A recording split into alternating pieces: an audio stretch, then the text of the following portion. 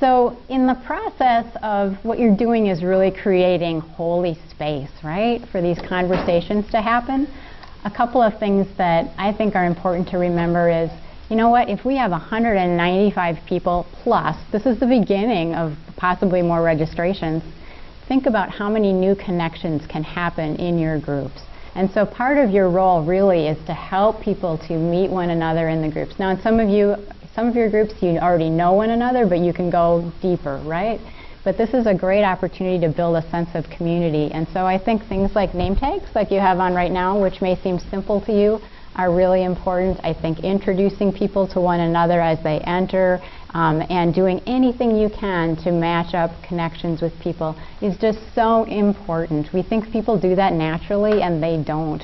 And so part of your role is to be intentional about creating that safe space, that welcome space, that really holy space that we're all about. As we know, everything always goes perfectly in our small groups, right? And they just are exactly what we were hoping for. Yeah. Typically, things do go pretty well, right? And sometimes the things that go a little bit off track end up being blessings, and that's something that Kai talks about in his book, too, are blessings that we didn't expect to get along the way. But this room has so much wisdom in it that I want to toss out a few things and see what you can offer to one another. So you know Channel 4 has those good questions. These are my good questions, and we're going to see what you guys have for answers. So let's say your group comes together, especially if you have a new group, and they're super duper quiet. 1,000, 2, 1,000. What have you done when you've had a group that is super, super quiet? How do you encourage some conversation? Even, this is a high school, middle school kind of thing, but we have something called Think, Pair, Share, where you think about something and then you talk about it with somebody that you're sitting by, an elbow partner or somebody. And then after the pair of you have talked about it, then it's a little bit easier to share it because you can say, who had a partner that said something, so you're not even sharing your own idea, you're sharing somebody else's. Yeah. And so that kind of thing helps with initially. Yeah, very nice, very nice. Thanks. Anything else you guys have tried? Some of the, kind of soft, but kind of soft questions like, what's your favorite Christmas gift you've ever given or received? Easy questions that threatening, that people that everybody wants to share.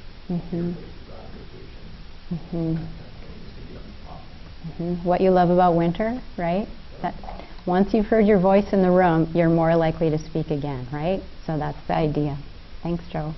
Anything else come to mind?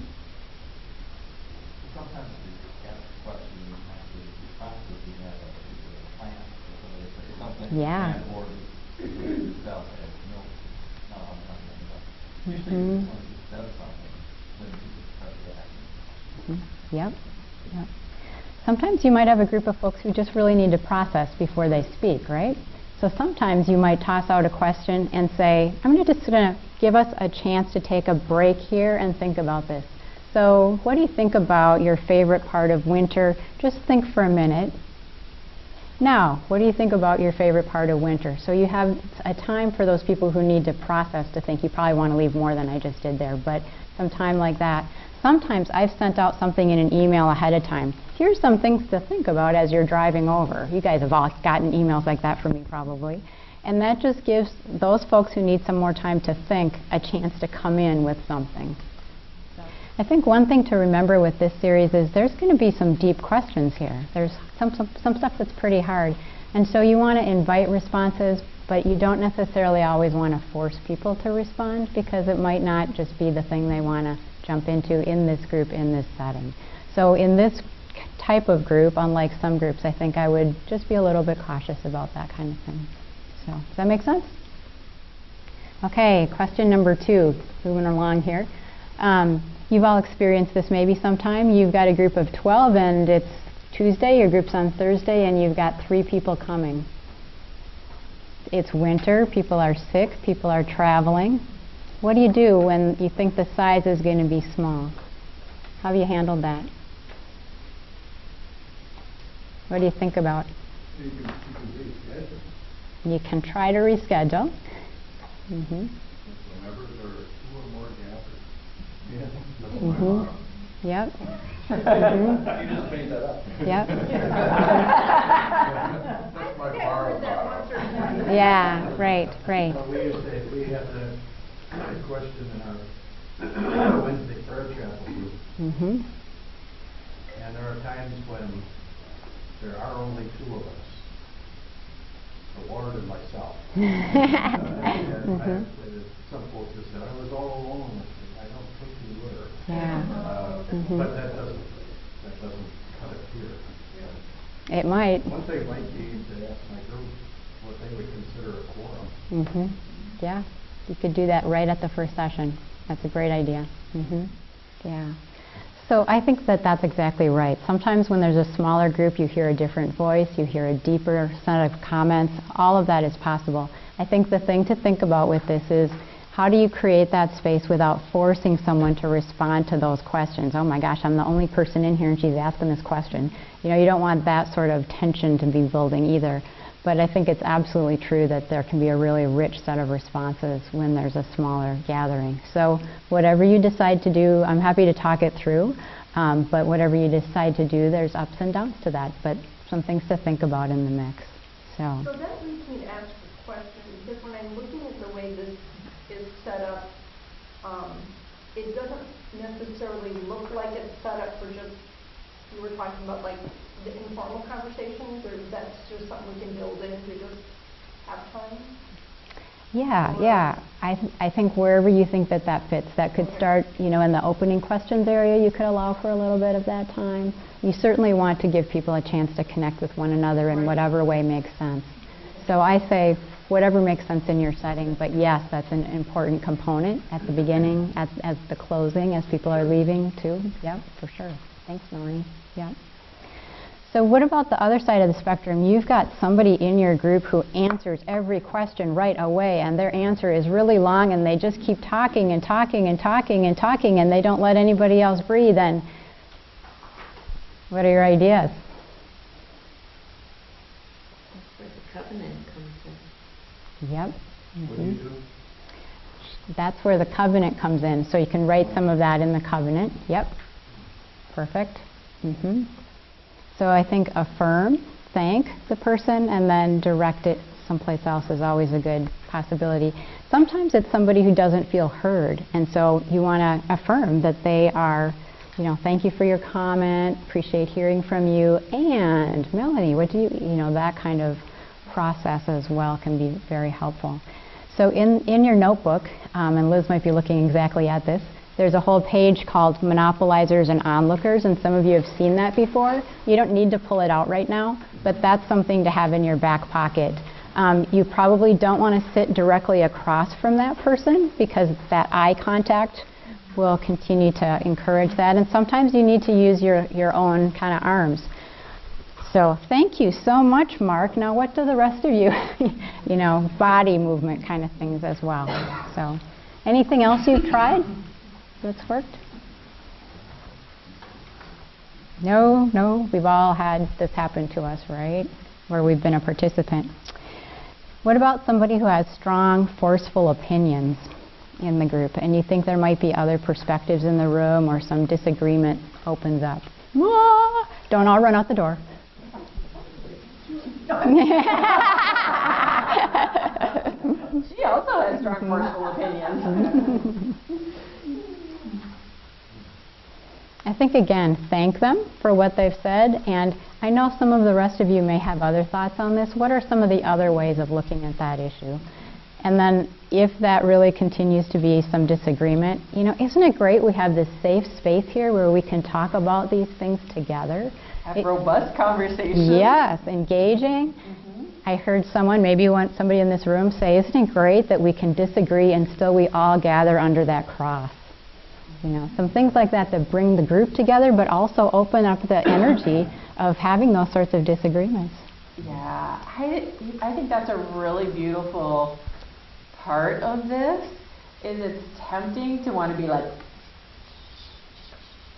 but the reality is, right? I mean, we're all in this community together, and this is where we get to experiment and try and learn how to be together even when we disagree, and kind of build those muscles before we go out in the world and have to do it with people who might be less invested in the relationship. So I think there's some wonderful opportunity in that. Or if, I mean, we all know when something's taking a tangent, that's just going, it's like, oh, and sometimes even in the midst of it, I have just interrupted and been like, all right, let's bring it back to this, and it's not even pointed at it, if it's kind of the group energy is shifted towards something, but it's not really productive, or it's kind of taking us down a whatever. If you do that with a sense of humor or like a spirit of, okay, we're getting a little off track, let's bring it back to this conversation and then ask another question. That is whatever. I think probably this is not the place we're going to be debating politics prospectively, but people might express things that relate and touch some things, so that could access some things. Educators, help you some. Yeah. Help them. And I will say, just for everybody, you can't assume you know where people stand. In this congregation, people are all over the map on their political beliefs. So and I've been in conversations where somebody's made an assumption that everybody believes just like them, and it's not true, right? And so I think that's part of the dinner. Does that help at all? All right, let's bring it back. Let's everybody use our arms right now. Yeah. Yeah. So I think when you get into a sticky situation, I think that that's actually a good strategy. We've had a lot of talk here. I just want to pause and say some prayers before we move to the next section. That's a totally okay thing to do. So, you were joking, but it's true. So that goes back to the purpose of your group. So in your packet, there's a purple, periwinkle, blue, whatever color this looks like to you, piece that is the covenant that we have put together for you to make it easy for you, but you can also create your own. And Jean, I'm sorry you don't have one. No, you're fine. So I'll get one later. I have it in my binder. I have 2 of them in my binders. Okay, so the first page here just has a little thank you, we're so glad you're here, you make a difference in this, and a list of what the upcoming sessions are and what the readings are for each session. I'm going to flip to the very back page just because then I'll get that out of the way. The back page has some places where they can connect into different Renew Your Life stuff. So you can get a Kindle if you don't have a copy of the book. Here's how you can listen to the sermons from Renew Your Life. Here's the connection information for It's Monday emails if they don't get that. And then here's the list of the sermon dates and what the topics are. So everybody's got that right in front of them and they know what that is if there's something they want to connect up with, okay? Everybody see that? Okay, so if you open up, again, this is our draft to be helpful, but you can certainly do what you feel is best for you. So again, kind of staying with what's the purpose of our group, the things that we've laid out here are discover the creative, renewable energies of God, opening our lives more fully to God's love and grace. So we want to unpack what's in that book and in the God that we love. Explore new spiritual practices that continue to open us to God's creative and renewing spirit. And engage in conversations around essential life questions while building relationships with one another. I think that's what we're about. What do you guys think? Does that sound on track? So this is what you can come back to. Here's what we're going to be about. I think we're getting a little bit off of our original hopes, so let's kind of regroup a little bit. So the next section I put as guidelines because in his book, in the very back where there's chapters, he has some guidelines and some of these are adapted from that. Some of you are used to different language, like expectations. So, number 1, be graceful to one another, living out God's love and grace. So, respect one another. There's something you can come back to in those disagreements. Encourage one another. Enjoy the small group experience and life together. Watch for the unique gifts and perspectives each person brings. So that's all about how we interact with one another. Somebody want to read number 2? Listen to one another without judgment. Refrain from problem solving and giving advice. Be attentive, be listening. Thank you, Jim. Yeah. Problem solving and giving advice. That's an important one. Somebody want to... Can I just jump in on this one? For those of you who were part of the Psalms thing, this is also a little bit of that holy curiosity piece, Yeah. which might be coming up. I haven't. No, it's not. So what she's talking about is, how are we curious about one another? How are we curious about people that maybe seem very different from us? And how do we kind of engage in that curiosity? Do you want to say more on that? Okay. Number 3, does anyone want to read?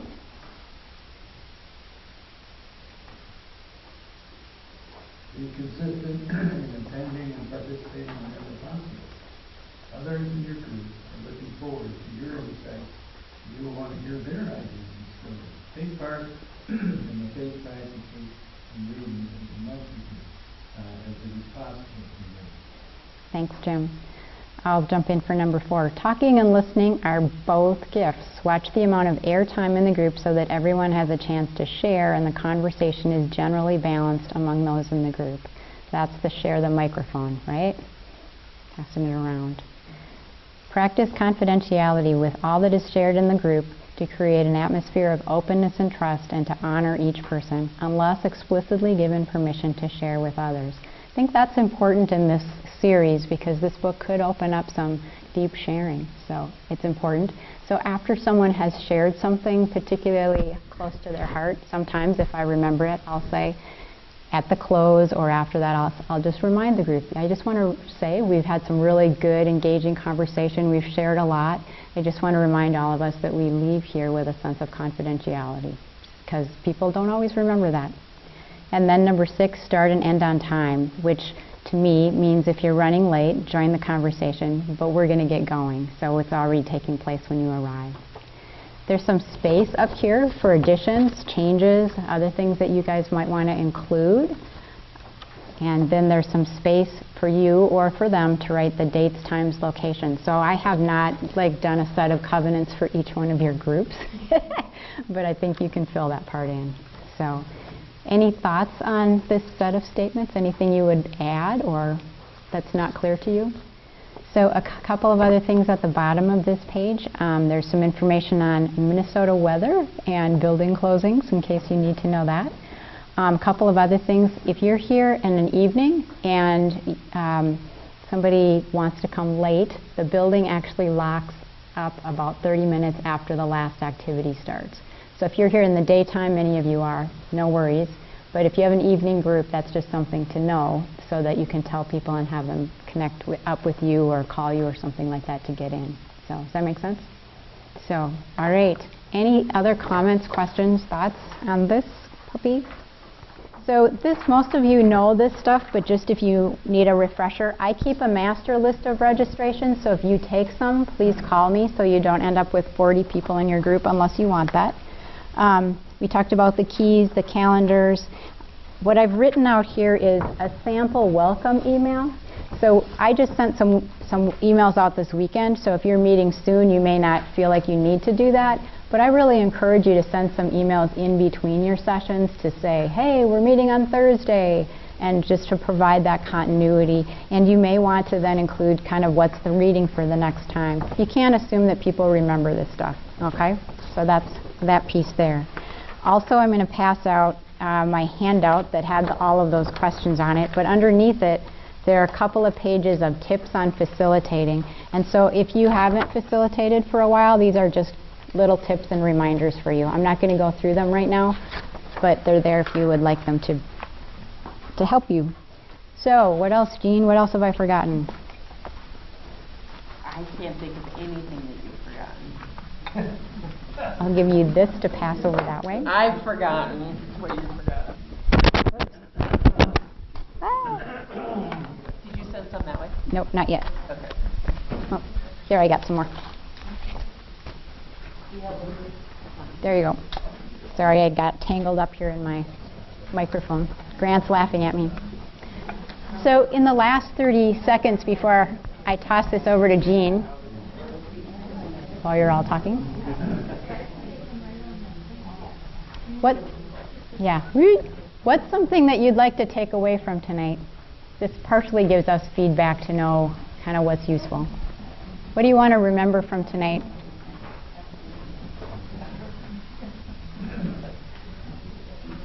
Anything? Meditation. Yeah.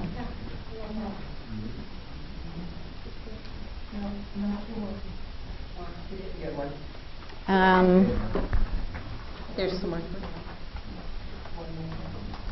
I have one. Just say the opportunity during kind of a neat time, right? Beginning of the year, beginning of a decade, and in a time of winter when you might have to look for the new, right? Yeah. You're not seeing spring renew right around you. It's a neat opportunity. Yep. And you guys are creating it. You're creating this opportunity, this sacred space. So thank you for that. Anything else you want to particularly take away? I want to take away gratitude for all of these spaces. With that, Jean, it's yours. All right. Are you ready? I'm going to say a simple prayer, and then we're going to stand up, and here's your commission: to exchange with 3 people a blessing. So, Denise, let's demonstrate. If you know each other well, you can make the sign of the cross, or you can just look intently in each other's eyes. Okay? Denise, you are a beloved child of God. You are blessed to be a blessing in the world. Jean, you are a beloved child of God, a unique child of God, filled with gifts and God's grace. Go into this world with this blessing. She's going off script. But thank you. So you can either say you're a beloved child of God, you're blessed to be a blessing, or you can make stuff up like Denise, and Just both are say it. awesome. Whatever's on your thing. Okay. So, how many people? How many people? 3. All right, let's pray. Good and gracious God, thank you for the gift of this circle, for the gift of this community, for the gift of all who will gather in worship and in groups and in conversation over these next few months.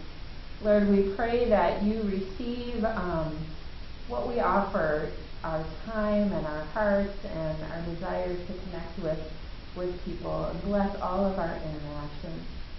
God, I pray that you carry this group out into the world tonight to travel safely, and also to live knowing they are deeply beloved by you. Amen. Amen. All right. Can I bless you?